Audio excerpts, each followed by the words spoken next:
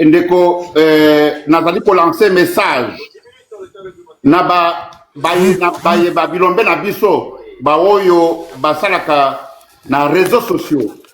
Vous voyez bien que guerre numérique eleki makasi, guerre numérique ezali somo na ba réseaux sikoyo yango moto ekosala bokasite ya bitumba.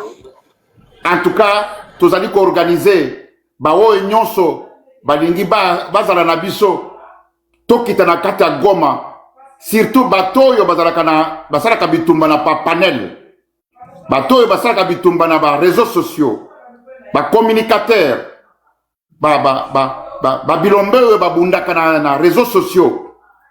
Tozali ko organiser équipe po tokita sur place kokende kotala bakambi na biso na kati ya Goma, na capitale provisoire ya RDC oyo na kombo ya Goma, epai wapi tokende kotala bakonzi ya mboka pona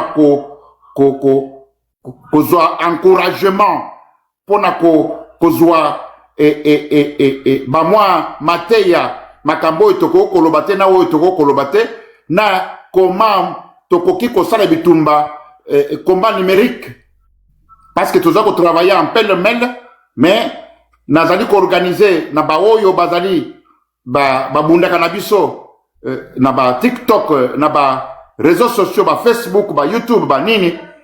En tout cas, nazali ko organiser de part ya Goma ba oyo balingi ko accompagner équipe wana na kati ya Goma, bobenga ngai to organiser ndenge kani on peut arriver ensemble pour na komona ba konzi na biso na kati ya capitale provisoire ya RDC na kombo ya Goma. Merci mingi. Voilà. Toka bola maloba et les suivants mutu azali prêt à maloba. Ndeko nanga wakasha ngai. En tout cas, na pesi bino bambote nyonso bisika nyonso bozali ba Noël ba bonne année. Mouvement ya l'AFC Alliance Fleuve Congo Bar M23 bandeko ngai bokasi ya ba ancêtre nyonso ezakuna. Na zasi ba avancement na biso ezali komonana. 2026 Kinshasa kokweya, tous les provinces kokweya, tina kati ya province na ngai na Congo central. Ndeko nanga wankacha to landi discours et to landi communiqué au PC eza très important. Toko benga yo, toko s'adhérer massivement pour na continuer ko soutenir l'AFC Alliance Fleuve Congo Bar M23.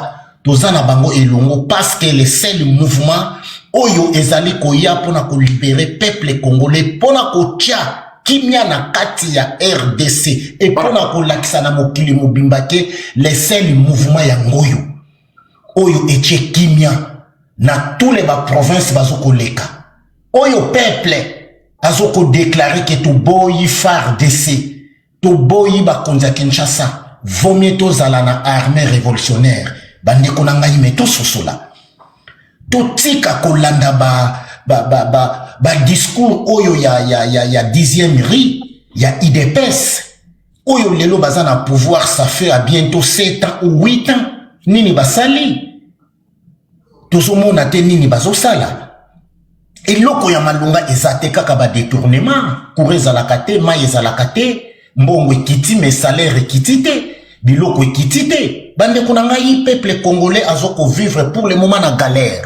Nekonanga wankacha, likambo na koyebisa yo Félix Tshisekedi azoko kima. Mais boyeba yango ko kima ya Félix Tshisekedi. Combien de réfugiés politiques bakozala na Bruxelles? Bakotunda pour Félix akokima ndeko na ngai. Félix a bientôt akokima. Akokoka pression te, c'est un civil. Ba Congolais Félix aza civil. Ba FARDC Félix aza civil. Ba généraux, ba major, ba lieutenant, ba adjudant, ba mususu botangi koleka ye.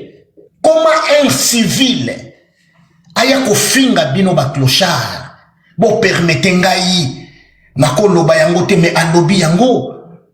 Joseph Kabila ye yonde konangai oyo tofinga awa na kati ya diaspora, mais Joseph Kabila totali to sali ba examen de conscience totali. Mais Kabila zalaki chef d'état-major, azana droit ya ko diriger RDC. Félix aza civil ndeko wakacha. Kabila zaki chef d'état-major. azalaki na droit ya ko diriger mboka wana. Félix atangi wapi? Oui, azoloba français parlant. Félix na Belgique, wapi atangi? Na ba jini ya minene azoko lata. Komela masanga. Ndeko Kabila ya des temps, obo salaki erreur. Fallait bo consulter peuple congolais. Fallait bo consulter tous les 450 ethnies. Avant de payer sa papa au pouvoir. Tala lelo bisika akonisi biso. Mboka ezo kende na kokabwana. Mboka ekoti tribalisme. Mboka ekoti naba détournement. Mboka oyo mitakala epai. Nani atikala koyoka voche ya Olive Lembe. Obo Monica ataka mwa robe ya Olive Lembe na ba internet. Ezalaki te. Lelo bandeko na biso oyo me ezo sala biso pasi. C'est aberrant makambo tozo komona. Yango tozo lancer message. Aluta continua a Victoria et certa. Lit ezo ko continuer. L'AFC Alliance Fleuve Congo Bar M23 bon rekilete. Botika masolo ya ba négociation. Peuple congolais bazana simana bino. Bo continuer lit na bino, bo continuer ko koisa tous les provinces n'engezo koya. Bon continuer pour avancer, bon continuer pour assumer sécurité à peuple congolais. Tous en a problème ni na ba Rwandais, ni na ba Nyamulenge, ni na ba Ougandais, ni na ba Tanzanien, ni na ba Angolais. Tous en a bango problème mon côté peuple congolais mutuba kosa binoté. Ba yela ki biso politique ya nukuta, Rwandais mutabe bisi Congo, Rwandais mutazoyi ba Congo, Rwandais mutazoyi ba Mbongo. Mais non, Rwandais zoko bonga. Mais un grand pays comme le Congo, ils ont congaté. Bande konangai Congo et kotika la kako ganyaka Rwanda ti. Jamais de la vie. Rwanda ils a préparé en tout et pour tout. Les seules solutions, biso na ba Rwanda photo solo la ka. Photos en bon terme. C'est le peuple congolais que bazoko sambela baboma Kagame ata Kagame na sengile liwati ata lelo azate boye bakayango Rwanda eko continuer lite soki tokoyoka na kate wana bochaka mona mituna bino lelo nazo landa Félix Tshisekedi bankumu ya bangala ya baluba bazoko pesa ye babikeko oyo ekeko ya guerre oyo yende mutakobundela yo ekeko oyo yende mutako simbaka guerre mbande kuna ngai Félix azana distraction na kati na ye ya kosakana te. Félix ayi ko diriger peuple congolais na défi. Félix azui ba groupe ya ba individu oyo ba fanda ki na kati ya Belgique ya ba chômeur ya ba tchekulaire ba yena bango na kati ya Congo ba komi ba milliardaire et ba komi ko manipuler peuple congolais. Chance ndeko na biso nanga abeta kilo li kofi na table à lobby non et non. Faut to continuer ko stopper papa oyo. Soki te to kosuka mabe. Lelo to suki wapi? Mukongo mungala mushwaili kanga munoko na yo pouvoir na biso baluba. Lelo to suki wapi? Baloba kango susu. À partir à Goma na kosala boyi. Baba Nyamulenge bandeko na biso lelo ba changer bazaka so ba congolais te. Na ko comme ça Congo Allemagne d'Afrique wapi yango lelo. Nyonso lukuta ndeko nanga wakacha nga nazo bango na koloba mingi te bandeko nanga ba congolais les seuls mouvement ba kosa binoté mouvement ya ngoyo l'AFC Alliance Fleuve Congo Bar M23 nga naza mokongo nazo ko soutenir yango na ko continuer ko soutenir yango ti ekokoma na kati ya Congo central ti ekokoma na Luozi ti ekokoma na Mwanda na Boma na Matadi na Sekebanza na Kinzamvwet na Lukala na Kimpesi puna kocha ordre na kati ya Kimbambala ya RDC sino te bandeko na ngai mboka oyo toyebi te tozokende wapi tokosuka wapi. Les seules solutions ndenge bandeko na biso bananga bazwi fédéralisme pona kofanse mboka oyo pona kopesa bilenge ba jeune misala boyeba yango soki ba notable Congo bakomi kosadere na l'AFC Alliance Fleuve Congo parce que mouvement ezakuna Daniel Safu azakuna oui c'est mon Congo na ko soutenir ye azana l'AFC azakuna parce que vérité ezakuna tolani na IDPS vérité ezate bandeko na suki wana vive l'AFC, vive M23, à l'autre continua à Victoria et Certa. À l'autre continua à Victoria et Certa. Bon, reculé. À l'autre continua 2026, mars, février, et ça la mai, photocota Kinshasa. Tolembi bango. Tolembi mouvement oyo. Tolembi IDPS, faut ba kende. Faut ba kende batika place parce que ba jeune souffrance est kimingi. Ba kende. Merci de konanga wankacha na suki wana tokopesa ba kombo et tokobenga yo pona to banda kofi organiser to kende Goma ti ouvira tokokoma. Merci. Merci mingi Lombe Mobali. En tout cas, message ezali ko kende oyo ya koloba très bien que Bilombe ba oyo ba simba guerre numérique. La guerre numérique est à somme. Bilombe oyo ba simbi guerre numérique. C'est-à-dire na Facebook, na TikTok, na YouTube, partout, na médias nyonso. To sangana, to sala liboke tokene na capitale fédérale. Tokene na capitale provisoire. Tokene kotala bakonzi ya mboka. Po bitumba oyo ezali kaka na fronte ya Masasi. Bitumba oyo tokolonga ngo te kaka na Masasi na front. Bitumba oyo tokolonga ngo te kaka bitumba oyo tokolonga ngo pe lisusu na media.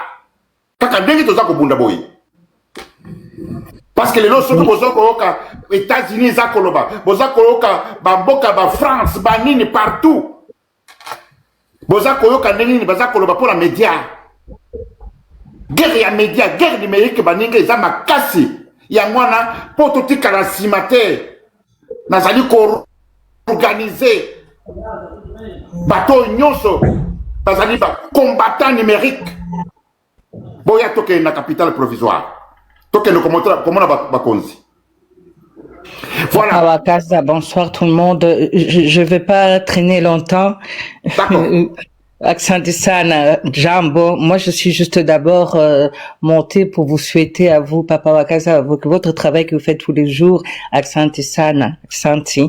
En effet, comme vous avez dit, la guerre numérique, moi, je l'ai fait déjà depuis très longtemps et j'ai un gros compte et pourtant, là, il y a que 5 Congolais. Et je vis en Belgique et ce compte-là que je fais, il y a que des Européens. Et la semaine passée, j'ai eu l'honneur d'avoir monsieur le journaliste Perrault lui-même, en personne, qui est monté dans les lives et les retombées. Et j'étais ravie parce que tous mes abonnés, ils étaient ravis. Ils ont enfin compris parce qu'ils m'ont écrit, on a compris maintenant ce qui se passe réellement dans ton pays, le Congo. C'était ça l'objectif. C'était ça que je voulais parce qu'un Mataki a expliqué, n'a posé ma question, j'étais même débordée, qui belé, congolais.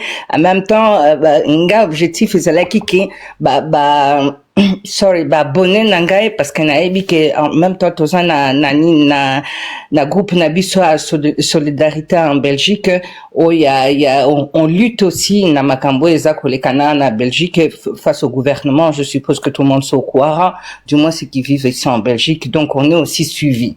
Et c'est ça, c'est vraiment ça que il faut qu'on encourage bateau, jeunes, même gente, bateau, bazana panel qui sont pas connus comme moi, personne me connaît, mais dans la communauté nabiso, na balang nabiso, sikato kolia, na bapoto, il faut vraiment te soutenir AFC bar 123. Bon ça là panel en anglais, en néerlandais, moi je fais en néerlandais, en allemand, toutes les langues possibles pour et comment parce que le ngai a tout ça na Belgique na ebike bon déjà tant ça la panel la biso politique gouvernement ta politique ya kota la biso.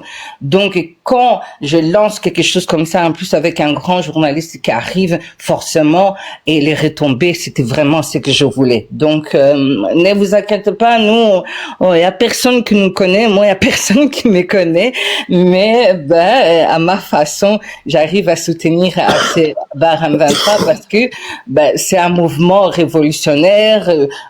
Quand il y a quelque chose qui se passe local là, d'ailleurs je félicite il y a Ovir et à Goma une manifestation que vous avez fait Et on était très fiers.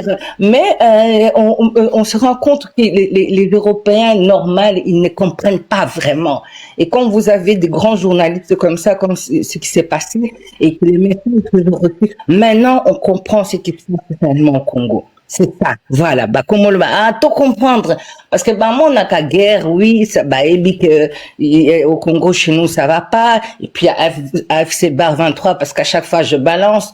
Et, il y a 2 mois, ils avaient fait l'annonce à chaque fois, moi j'aimais, que si vous voulez venir ici à Goma, vous devez, je ne sais plus la communiquer, c'était, il fallait demander demander l'accord d'AFC Barham 23 pour avoir accès à Goma, tout ça, tout en bonne forme. Hein.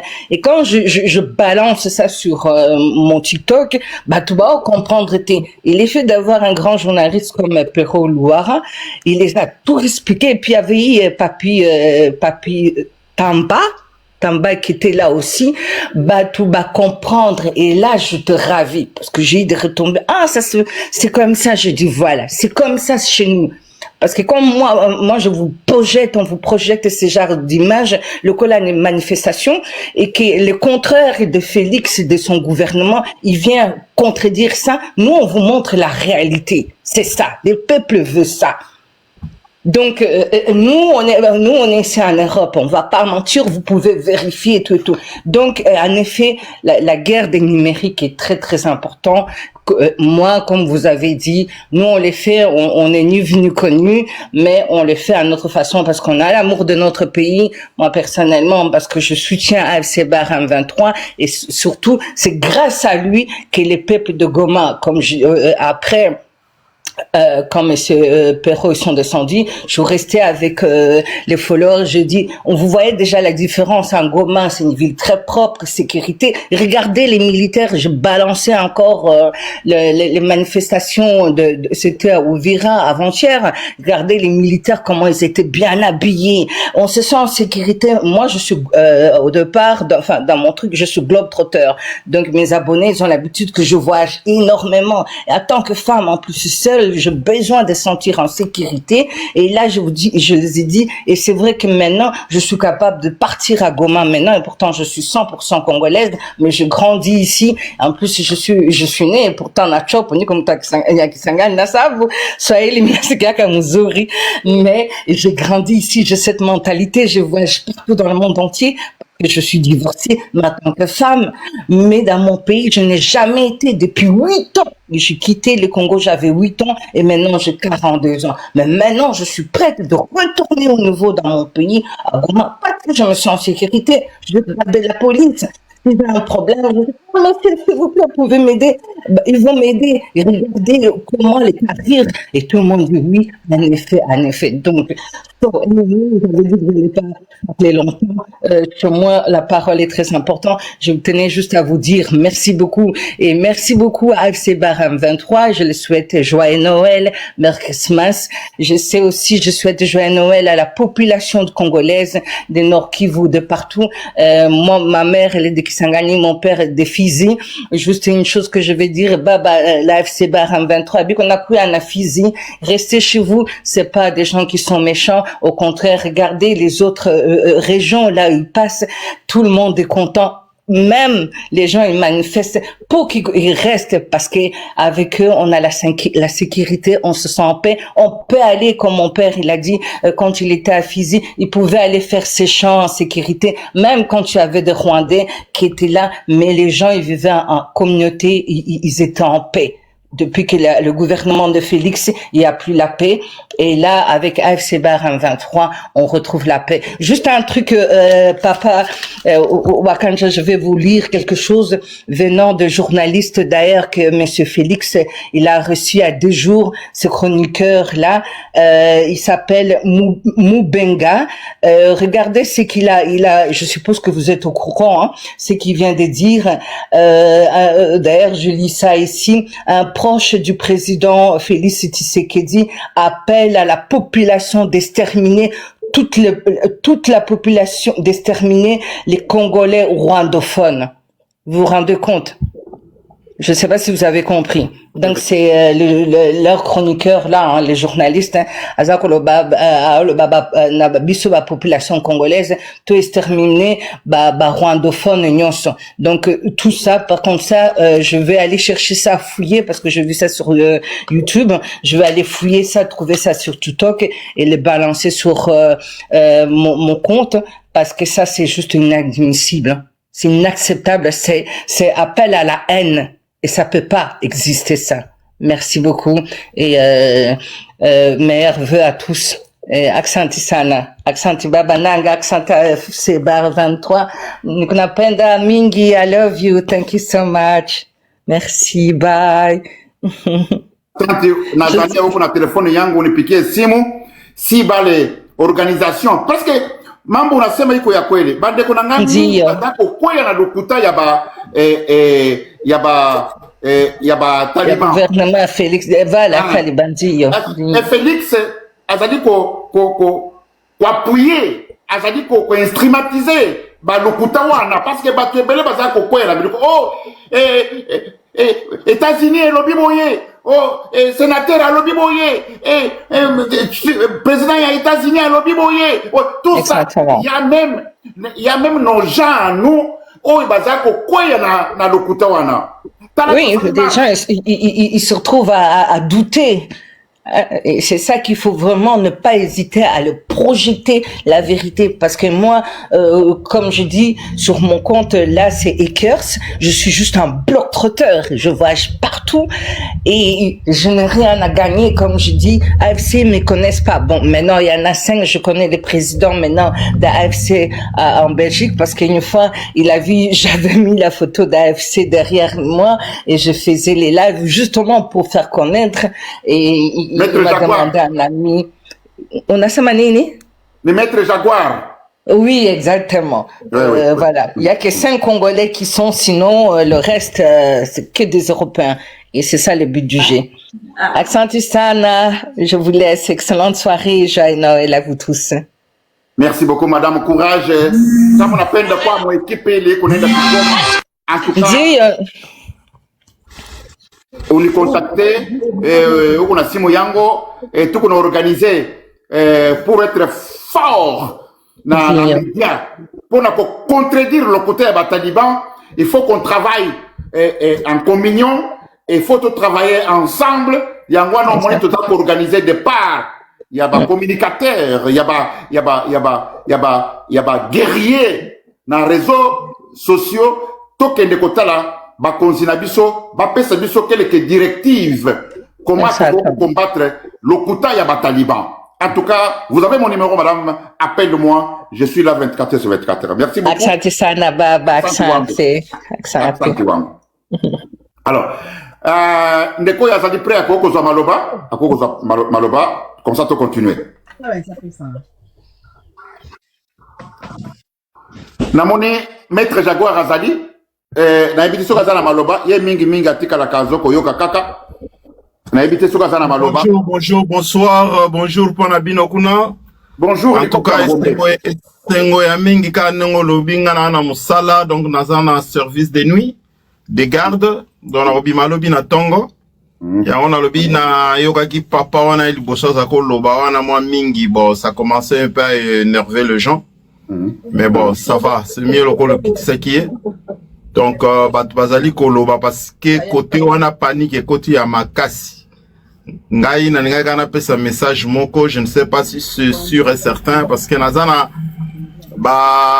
moni na parti ya mutu na ngai Martin Fayulu tozana batu musu baza bakota ba Kalemi kuna, donc nazwa ki appel na bango balobi ke il paraît que peuple ya Kalemi et Telemi ezoko kende ko yamba ba M23 place bazali po ba kokotsa bango na Kalemi. Donc peut-être lobby oyo militaire on a déjà na kata Kalemi, donc ça concorde un peu na oyo lobby que non bengisa Félix Mbangu on a niveau aéroport.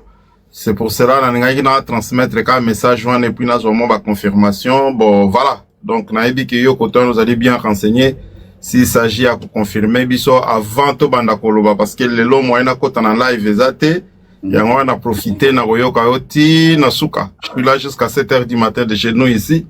Donc pas na bino kuna bokozala tango susu ba 1h du matin ba minuit. Voilà. Donc je suis avec vous, c'est tout ce que je voulais dire. Mais en fait na Rolanda na kozala nga même ata na se na kobandolanda la bino na se quoi.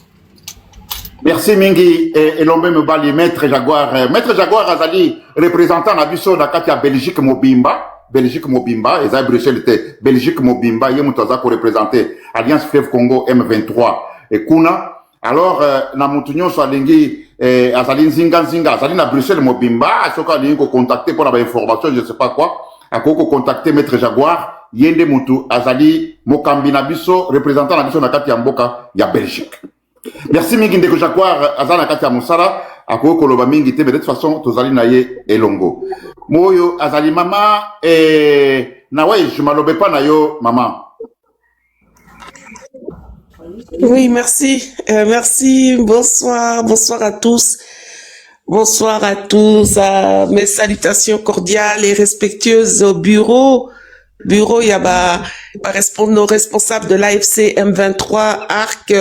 Bonsoir, Papa Wakancha, le cadre officiel, le président de la comité de soutien de l'AFC M23.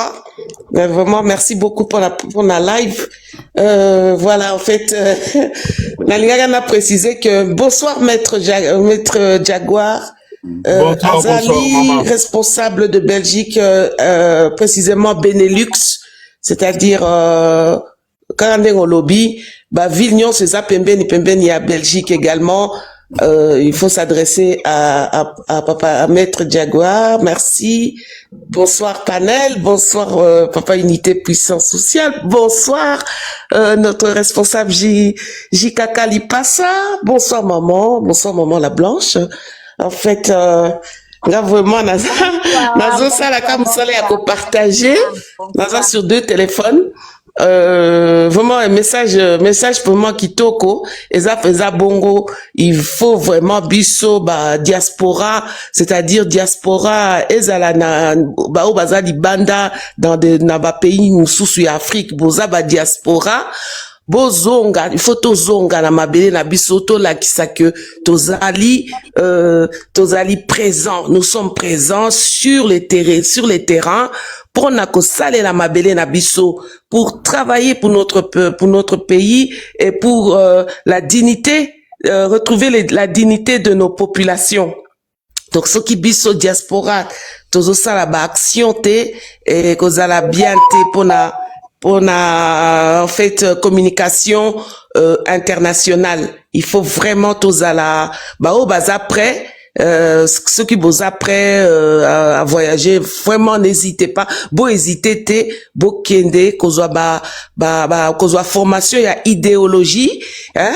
Et puis je suis sûr que Moutounio ça va déjà prêt na carte, il y a projet personnel, toza pena projet personnel pour nani politique exacte ko kende ko okozwa mbongo kuna no, il faut saler la mabele na yo, il faut saler la population. C'est un peu ça que je voulais juste ajouter. Na lingi karana tike la bino place, nazo continuer ko partager massivement, tapotons, envoyons les cadeaux, merci de vos interventions, intervention qui toko, belle soirée, de bonnes fêtes de fin d'année à tous, hein. Allez, soyons vigilants. Prenez soin de vous, prenons soin de nous tous. Merci beaucoup. À plus tard. Merci beaucoup, maman. Merci beaucoup. Vraiment, Noël, bonne année. Merci beaucoup. Et aux alaka na se wana pona ko tapoter. En tout cas, esengo makasi pas biso tozali. Message ezali koloba na très bien que bapanzi sango baoyo balobaka pona Alliance Fleuve Congo M23.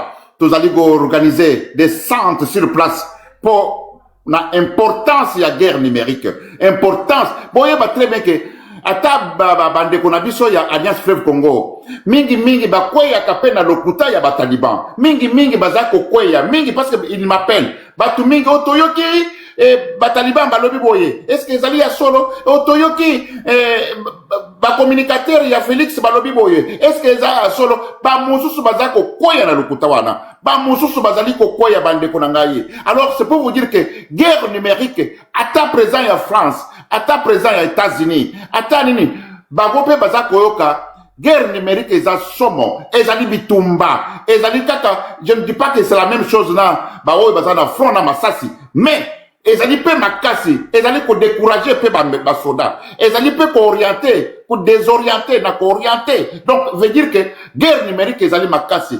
Alors yango na lancé message na ba oyo nyonso ba panzi sango ya Alliance Fleuve Congo M23 bilombe mibali bilombe basi biso wana bobenga ngai to bongisa voyage to kende kotala bakambi ya Alliance Fleuve Congo M23 na capitale provisoire na kati ya Goma po ba biso pe toyeba bango ba pesa biso ba directive comment est-ce qu'on peut travailler bitumbe ezali ndenge kani ndenge ni parce que année oyo tozali ko banda baninga quoi qu'il en soit ezali année ya suka ya Félix. Alors nous devons conjuguer ba force nyonso elengo bani pour que pour la départ na ye to conjuguer ba force nyonso sika moko pour le faire partir de Félix dans tous les cas de figure dans tous les moyens. Yango nazako senga ba communicateur. Ce que vous avez en janvier et vous avez en février, ce que vous avez en sanzini top sangi sa to kende komona ba konzi ba pesa biso ba directive ba yebisa biso to sala ndenge kani poto bunda esika moko to sangi sa ba force poto yeba ndenge ni nakokimisa ba miyibo yo ba terroriste ba aventurier ba escroc ba yeko yiba mbongo nyonso ya l'État. Talabana ya Congo ndenge ba ko dinda na mai, talabana ya Congo ndenge bazako kufa, talabana ya Congo bazangi misala bazangi biloko kumela, talabana ya Congo ba ko telengana. Congo ezali susu Congo te. Ka kokosala ka batu, oh Rwanda nous attaque, oh Burundi nous attaque, oh Uganda nous attaque, milelo ya lokuta bango moko ba ko yiba mbongo. Alors biso tokozala ndenge wana te. Biso tokosala la musala na kati ya Congo. Tokosala Congo e comme Congo. Tokosala Congo e comme vraiment pays digne. Voilà. Topé ça va pas ya elombe mobali unité à ça quoi biso na yebiti soka za disponible ya kotaka soki azali prêt. Alors oui. Elombe mobali unité ya kokote la biso problème ezalité to ça kana émission soka za disponible. Bonjour Papa Wakanja, bonjour famille Mobimba, vraiment AFC M23. Bonjour. Wilwaneo, vraiment nalingina pesa bino nyonso mbote Papa Wakanja toujours avec kikombe ya kawa ya chai pembeni, vraiment esengo mingi Papa Jikaka lipasa na pesi mbote Papa maître Nabiso Jaguar likofi ya ngombe vraiment na pesi mbote mingi losako mingi na moni bandeko na biso mususu bazali wana eza Papa Michel na Papa Sweet Money na kanisi bon na pesi mbote na kozanga opesa mbote te famille Mobimba AFC M23 bakambi na biso Papa Nanga Papa Bisimwa ouais Papa Henri Magie Papa Laurence Kanouka Papa Fred Kaniki na Papa Bonipa Papa de Lyon na pesi bango nyonso mbote na Papa Roniga bango nyonso penda mbote losako pe na bakambi na biso ya mapinga Général Sultan Makenga, Général Biamungu, Général Serge, Nakopesa pe Colonel Willingoma, Colonel John Imani, sans toutefois oublier ba maman Nabiso, Maman Fanny, Maman Doudou, Maman Fifi, na bakambi nyonso oyo administration, tant que ba militaire Nabiso, ba vaillant soldat Nabiso, ya armée révolutionnaire congolaise, les lions de Sarambwe, Tuirwaneho na pesi bino mbote na remercier bino mingi joyeux Noël na nouvel an na musala oyo bozali kosala lelo yo batu mususu bazali komona yango neti ezali makambo yo epa na bango ezakaka likolo et pourtant que biso na bino ensemble tozomi pesa corps et âme po na bien-être eloko ezali ko na kati na biso ezali bolingo ya mboka na biso en vérité et en esprit. C'est pourquoi toza komona ke tozo kende ko libérer mboka yango na molimo na biso na makanisi na biso parce que tokoki ko décevoir ba kendaki liboso na biso te. Tozali pe ko préparer futur ya ba leader futur ya mboka na biso ba jeune neti bino oyo bazali na motema wana me bakoki pour le moment ko rejoindre bino te parce que bazali na zone oyo ezali contrôlée par Chilombo. Alors c'est pourquoi vraiment na remercier bino mingi ba vaillant soldat na biso ya armée révolutionnaire congolaise.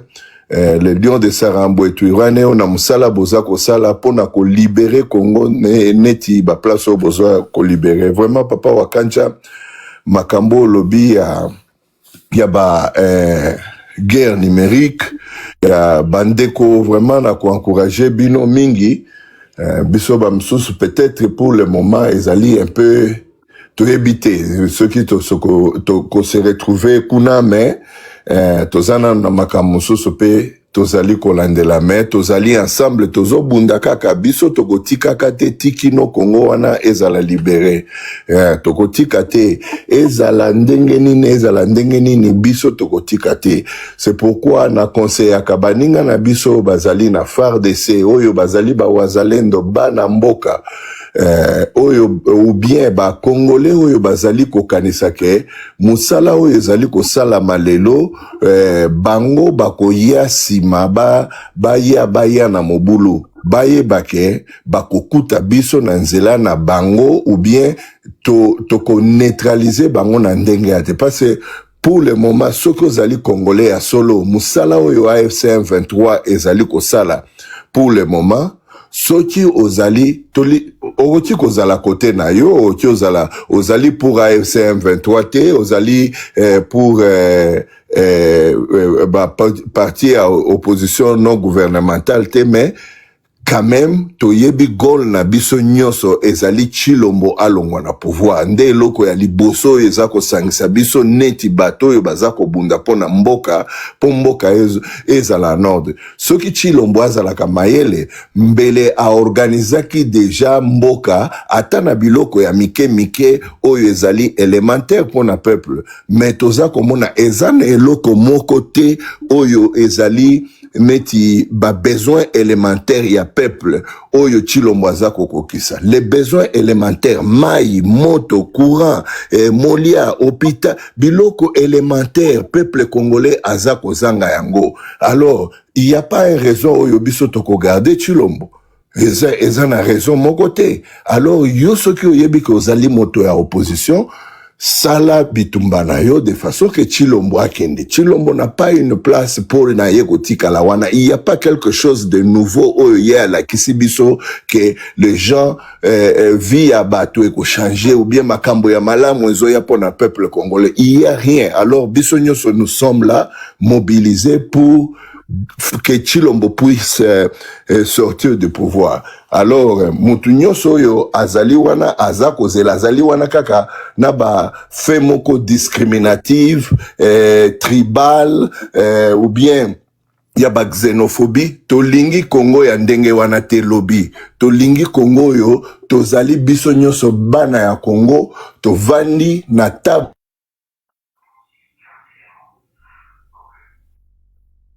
en fonction ya ndenge tozali na makambo yango pe tozwi solution nango.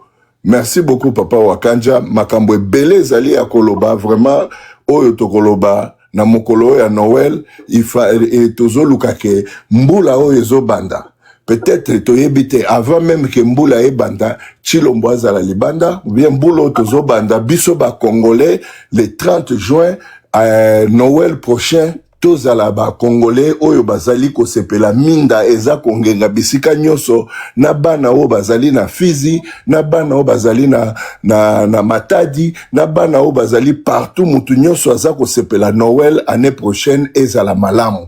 Alors vraiment moment oyo nde il faut biso nyonso to bunda poto longa ke année prochaine ezala neti année oyote. Merci beaucoup papa Wakancha. Merci mingi Lombe Mobali. En tout cas, ndeko unité alobi que année prochaine to fêter ango na ndenge mususu banenga, je vous dis la vérité. 2026 oyo. Bonne année na ngo na Noël na yango e kozala kitoko makasi koleka oyo. Po Félix a kozala lisusu na Congo te. Po Félix a kozala lisusu chef de l'état te. Mboka tala ndenge nini mboka. Félix, il se croit malin. Il se croit intelligent. Il y a bande konaye. Yabaluba. Bazalika koko c'est la batu makambo.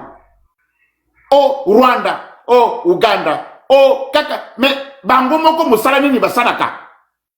Les loyo bazui mboka non se mobimba bapese États-Unis. États-Unis a lobby boye. Président ya États-Unis a lobby boye. Ba sénateur ya décidé boye. Mais tango oyo ba sénateur ya États-Unis ba komi ko décider pour na ba Congolais. Wapi gouvernement ya Congo, wapi ba sénateur ya Congo, wapi ba député ya Congo, wapi chef de l'État ya Congo. Le chef de l'État ya Congo a komi président ya États-Unis. Le ba tu ba komi ko décider pour na Congo isa ba sénateur ya États-Unis. Ba député ya États-Unis. Mais wapi ba sénateur ya Congo, wapi ba sénateur ba député ya Congo. Wapi chef de l'État ya Congo. Bandeko, Congo ezali ya kokufa. Tozali na maboko ya ba aventurier. Tozali na bamboko ya ba miibi. Awa ngana za koyebisa bino, batwana ba tondisi ba milliards na ba millions ya bambongo na bamboka mopaya. Bongo ya Congo, bongo ya yona ya ngai, bongo ya kosala balabala. Bongo ya kosala kosomba ba avion, bongo ya ko entretenir armée, bongo ya kosala ba société bana bazwa misala. Ezali na bongo nyonso na ya Congo ezali na maboko ya ba individu. Bandeko ya Félix, ba camarade ya Félix, ye moko Félix, bongo ezali na maboko na bango, ezali na maboko ya bana ya Congo te. Parce que là je payais $203 pour ma facture de téléphone, alors je sais pas pourquoi. Bandeko na ngai naza koyebisa bino mbula oyo. C'était inclus avec ezali mbula ya suka. Oyo bokomona Félix azali chef de l'État ya Congo. C'est avec les smartphones. Mais quand j'ai calculé avec la madame, Ndeko na ngai zwa maloba toleka. Après topesa na bato mosusu. alors qu'est-ce qui s'est passé? Pourquoi est-ce que j'ai Na banza ndeko oyo azali na maloba ndeko ndeko nani oyo azali liboso kuna kombo na eza ekatani muke moyena mona nyonso ezali te. Voilà, soki akomi disponible akokota tomoni ndeko pe ndeko Bonjour, bonjour, bonjour. bonjour. Bonjour mon frère. Bote na bandeko nyonso. Mbote Lombe. Bote na bandeko nyonso. Oyo. Epesameli biso libaku kitoko ya kosola makambo na mboka. Eza esengo kokutana na bato baza na elike ete mboka na biso ezobonga kala te. C'est vrai, il faut toloba ke ezobonga kala te parce que état de lieu ya mboka mutu moko te azana kozanga koyeba à part bato oyo babotami lelo bazozela babetela bango lisolo nini makambo ezoleka na mboka kitoko nzambe apesa biso. Nasolaki mpo nazali bana mboka, nasolaki na bandeko baza na kati ya mboka lobi mikolo nyonso tomekaka kosola na bango mpona tozomwa état des lieux. Et la vraie vérité eza la population lambda. C'est-à-dire bateau bazali ko vivre quotidiennement réalité na mboka na biso. Oto benga petit peuple. Bango nde mutu. Au vu il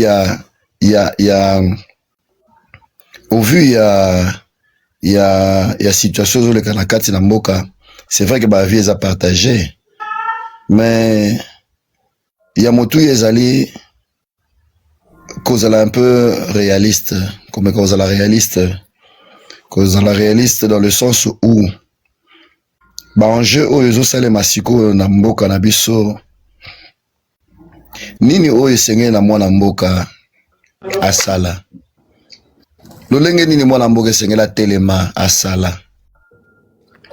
Arrêtons de nous diviser, on va t'arrêter, bakokanga yo, bakosala boye. Écoutez la pensée. Yo muto yo zo senga bakanga. Yo muto zo senga bakanga. Trésor, on va t'arrêter toi. Trésor, essaye de nous donner un peu. Pesa biso na nous, hein? Pesa biso lecture na yo Trésor par rapport à Mboka. Ce qu'on a raison, tu respecter point de vue na yo. Ce qu'on a raison te, luko yeba ndenge ni kosala ndenge ni procéder. Moi je pense que va panel la boye ezali esika o ya kofinga te. Ezali esika o yo nanga tout à l'avenir na biso lobby. Totikana no mo ba sympathie, totikana ba fanatisme. Olandi, totika ba fanatisme. Pendant que biso tozana ba distraction ba fanatisme wana ba mboka musubi pai na pai eza ko évoluer. Na uti kolanda AES. Hein? Les États nini ya Sahel wana ndenge basangani ozui Burkina Faso, Mali na Niger ndenge basangani bandeko ezali sekite ezala bamboko population sur conscience et sur conscience wabi non arrêtons un peu de faire des aventures que nous faisons là yo mutozona ba sympathie ba fanatisme wa ozokumisa régime ya lelo eza nini choix na yo metana no avenir na yo mukuna na ya bala na yo nanu na mboka na yo lobi na yo za ndeni ekozala ndenge nini ekozala ndenge nini do yo papa na yo ndeko na yo poza ndeko na yo makila soka bani ko bebisa famille na yo so bebisa ndako na bino obeteleka maboko poza ndeko na yo. Arrêtez de faire ça. Ozo ya koloba n'importe quoi awa po ndeko no te mutakufi na Goma. Hein? Ozo koloba n'importe quoi awa po yo mala mususu na minute oyo bozo profiter na bambongo ba contribuable boke na ba Dubai bo sala ba fête na bino bo sepela alors que mboka eza kokufa. Ah.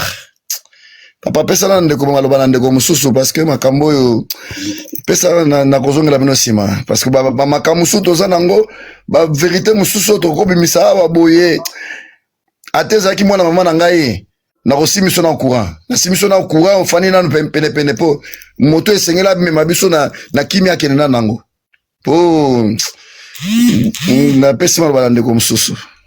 Merci.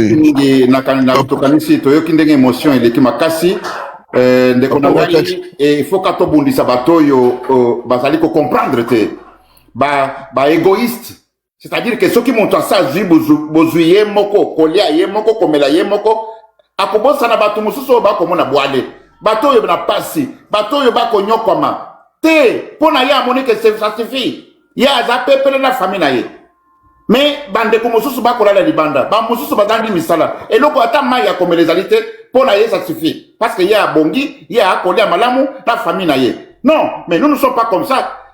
Biso to mi sacrifier vie na biso pona bande ko bazangi pona bande ko bazako kangama lelo ba généraux ba tondi na ba prison ba officier militaire ba policier lelo ba civil ya pamba ba kolala pongite na kita Kinshasa na kata Kisangani na kati ya ba province o na to comité ba soda ba ko kotela ba to ba soda oyo ya ba luba oyo ba ke ko recruter ba JR ya lokuta wana bazako kotela ba tuna bandako bazali ko kanga ba jeune na kati ya Lubumbashi moyen zalite Kolwezi Likasi bazako kanga ba jeune bazako par force bazako tena ba on armée kimia ezalite na mboka kimia ezalite na mboka na bilenge ba mama ba kolela Olimisa papa olimisa muke papa tango simbi côté à corps armé ah te olimisa ki tozongi mo muke sima.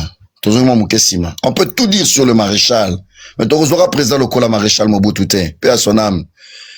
Une personne qui a investi sur l'armée. Toi qui es armé à l'Olendo, je sais de quoi je parle. Et ça qui est armé à l'Olendo, Kadhafi à l'Oba, Abingaï, Ayus Mobutu, ceux qui n'ont pas armé le Kola yo. Ate. C'est-à-dire, on a reconnu la force de l'armée, l'unité dans l'armée. Armée bozo sakanango armée wapi. Armée oya Zahir. Ah, mon colonel. na leli père nanga mo colonel na ibisaki na biko kende mboka te bako bomela biso colonel tata oyo Kasavubu Mobutu tinda yalobi kende kozwa Kasavubu c'est mon père abi kende kozwa Kasavubu fek ba longola ye na nini na ngalima bakende ko tshela résidence surveillée akeya komi kuna kokita komi kuna kozwa Kasavubu abi Kasavubu le président Kasavubu est sorti qu'avec ses vêtements na Salomo bakabela kabi oyangai na kamwa Mobutu a besoin de non, le général m'a envoyé un galobi, Zouagnoso Yokozwa, du Cambote, mais tout le monde a résidence surveillée, et Abi Nakozelo côté Isaiah Mboka. Na Ozoka Kabila Manangai Kaka, Namwa Salon Oyo. Et lorsque le colonel vous parle de l'armée, Mampinga na évité ce qu'est-ce qui se passe aujourd'hui na évité nazoe baté bandeko bazana nazoe baté ba généraux baza ko kanga oyo ba généraux wapi ba civil oyo bazolo manano solo babeto boy bazu formation malonga te bazo zobongo lokolo ba champignon nalikamu nini ko de ko humilier armée lolenge bongo Batoyo bandimiko que nous rebunda malgré ma condition et sa réunité. Vous êtes armée zo kende bitumba na ba munition nini. Ravitaillement ezalité ndeko nangai. Ravitaillement ezalité. Ba piste ba vol ezako beba ba vol ba avion ezalité. Boko équipé bango ndenge nini, boko bunda ndenge nini. Salaire malonga te pona boka pona patriotisme bandimiko que nous bunda bitumba. Et c'est comme ça que vous le remerciez. Allez humiliants. Na leli bande ko mapinga na leli bango na ebité loko nini osema na mboko na ebité e ndenge ni population ko fana kimia e bato zo continuer na fanatisme yako beta ko sala ki jalelo awa isika mboko zo kufa wonde ko saka na biso nini mboko ba Burundi ba Uganda ba ko saka na biso bato zo ko senga soutien pa na biso na solo ba pona armée papa bande ko zo maloba message mosusu nazalaki nga pesa sikoyo ya pa ya bakambi ya wazalendo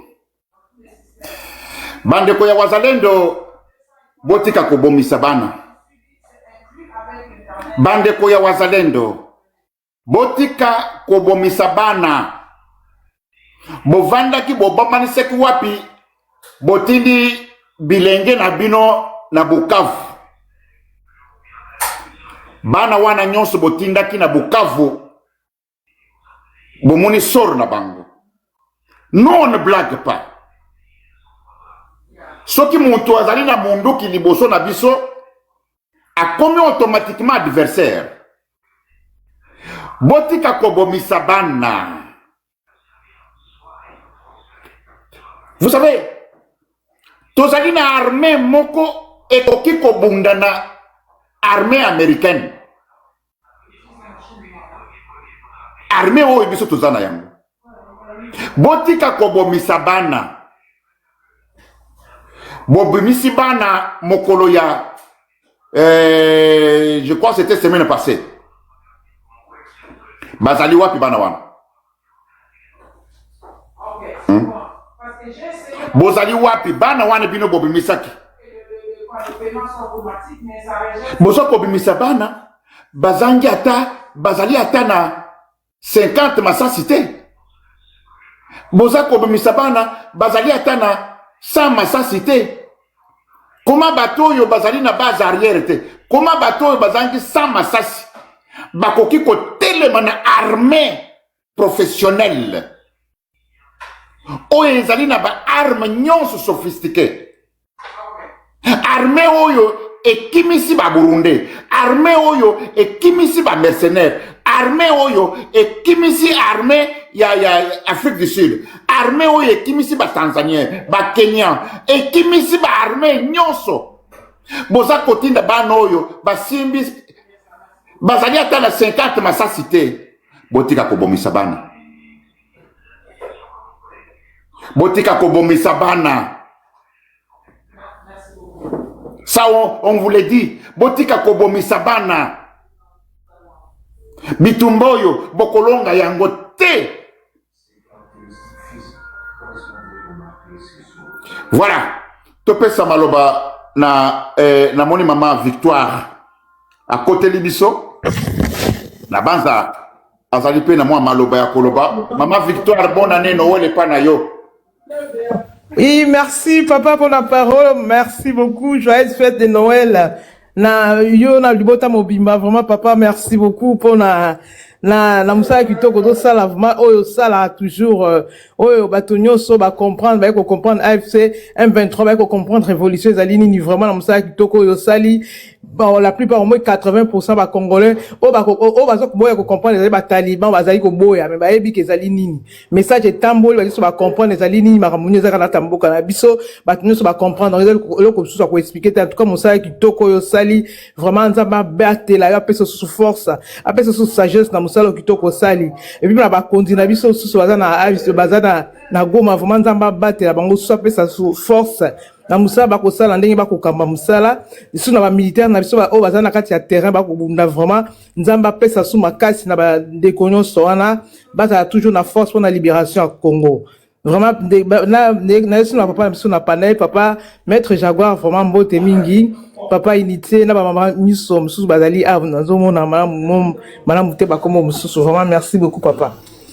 Papa ndenge ka kolobi ndenge opesi sujet ndenge kolobi 2026 et ça c'est le quoi kolobati zali libération vraiment zali libération totale ya Congo po to moni passe mini 2026 zali vraiment année moko ya makasi za année moko ya makamamine ne kati na Congo wana to komona ma Congo na msiko évoluer Congo na msiko démarrer pour to telemi mingi na nzela et ça siko na 2026 zali départ des aliments de début ya ko kende na biso ki Congo kende e banda nzi marche nango vers libération totale na développement ya Congo na biso vraiment na sepeli mingi papa pona musala kitoko to sali oyo lakisi oyo tei biso vraiment au sali mobilisation makasi vraiment merci beaucoup na ebi ke ba congolais surtout comprendre na biso ndenge ezali eloko kolobate to sito moni makambo victoire na biso ezali wana to na eloko so ko banga te to ebi ke marche ezali malamu to za kokoba kona kokende pona ko sala musala malamu ko développer mboka na biso etambola ndenge sengeli te ba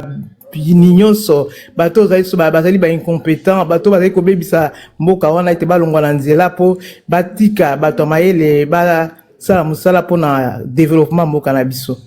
Merci papa pour le moment na suki wana na ko bakisa sima merci. Merci mingi maman Victoire et pas yo zali ba Noël na ba bonne année elombe ya mwasi oto bwandaki na yebi tumbati lelo apike se kopika objectif na yeza ke tokutana na kisasa ya solo mama ya bana en tout cas topesa maloba epa ya ndeko na biso awoti kokotela biso sikoyo na kanisa ezali kombo ezomona na te na monika ka MR soki akoki kozwa maloba comme ça to partager ensemble ndeko awe na monika ka M Sia Claudia. elombe mbali maloba na ouais moi te papa wa kanja moi te na bande nyonso papa ini bonjour papa bonjour maman Victoire papa wa kanja lelo nazali na débat moko ya moi bien na mutu moko IDPS awa na Paris na sepeli ndenge nakoki ko convaincre ye ya ko comprendre que maloba ke za tina te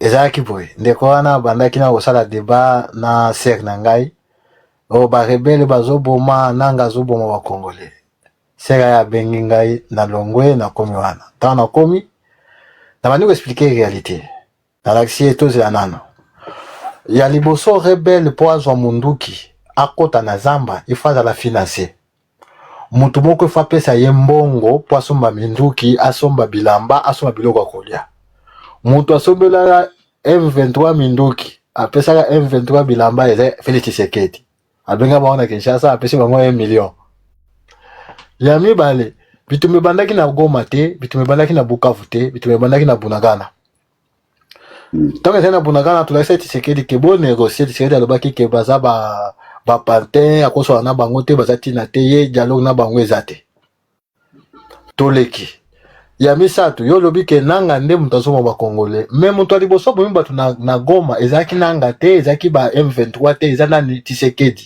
abomaka banini ba wazalendo na kati ya Goma guerre ezalaki te sikoyo eketwidi nanga ezaki wapi natuni question natuni ndeko explique nga nano bien Kagame apesaka carnet d'adresse lelo bolobi totoi na Kagame po azoko boma ba congolais mais Kagame nde mutu asali na carnet d'adresse ya Tshisekedi oui ou non akale natuni ya mibale Sakima ezalaki carnet d'adresse ya Kagame esalaki ke bapesa Sakima epa ya Kagame wana ameka kozwa banani bato ya nani ya doa oyo bakatari bakosala mosala wana oui ou non akale na explique ye clairement guerre ya este ezalaka guerre ya bétranger te soki ezala bétranger bandaka twana lobe pa Tshisekedi ke kopesa Kagame biloko oyo te alingaki koyoka ezalaki guerre ya bétranger te eza guerre ya bakongolais bazobunda mpo na biloko mibale eloko ya liboso bazobundela eza nini eza ke ndeko ozwi bokonzi il faut yeba ke bokonzi yo mutu obandi te kobeta tolo to ke ngai nani mutu akopekisa ngai eza impossible pusi Kongo ebandi na yo te mutu azwaki indépendance bata moko na bango asa susu viva te basi bakufaki Mobutu aza na bomoi te